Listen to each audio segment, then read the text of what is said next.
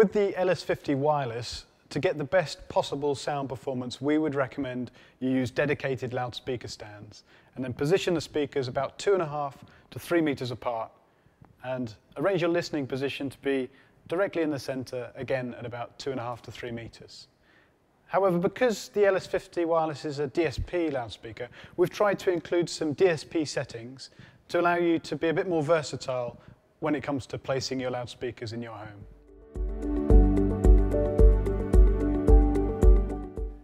There are two different ways to access the EQ settings on the LS50W. The simplest way is to use the buttons on the rear of the loudspeaker. If you have the loudspeakers placed on a desk, then simply press the button and enable the desk EQ. If you have the loudspeakers close to a wall, then press the second button and enable the wall EQ. Or if you have it on a desk and close to a wall, you can turn both of these on. And these will adjust the sound of the loudspeaker to compensate for the likely effect of the desk and the wall. On the back of the slave loudspeaker, you'll find a small control for adjusting the left-right balance. This can be very useful for correcting the stereo image if you're not able to sit midway between the two loudspeakers. The second way to control the EQ settings on the LS50W is to use the phone app. So please refer to our other video on how to get the phone up and how to set up your loudspeakers. On the phone app, you'll find a menu called Speaker Sound Settings. When you receive the loudspeakers, they will be set in default mode. And that gives you the best sound performance for when you have your speakers on stands away from walls. There's two ways that you can control the EQs. The first way, and that's the way we're going to look at here, is the basic menu. So if you select that, then what you'll see is a series of questions about where we've placed the loudspeakers. The first question, where is your speaker? So currently it's set to on a stand. If I select on a desk, now that's exactly the same as pushing the first button on the back of the loudspeakers. Except this time, I have a slider so that I can fine-tune how much EQ is applied. And what you will see is the slider is laid out in centimeters. So we recommend you get a tape measure. You measure roughly how far back your speakers are from the edge of the desk, and we use that to get a good initial setting for the slider. The wall mode is exactly the same. So there's a second slider below that says speaker distance to wall.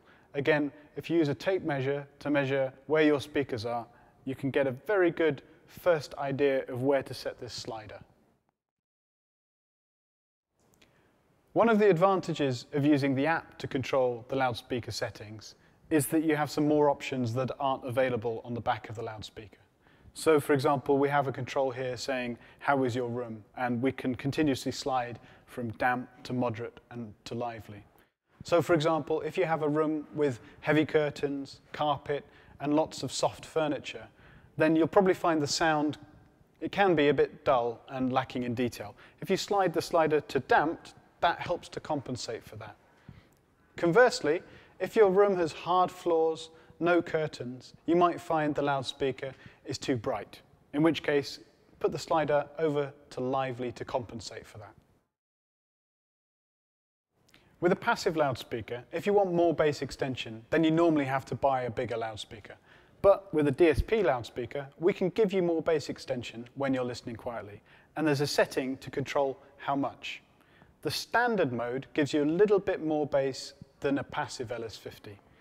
But you can choose less if you don't want to have more, or even a little bit more. You select the more setting.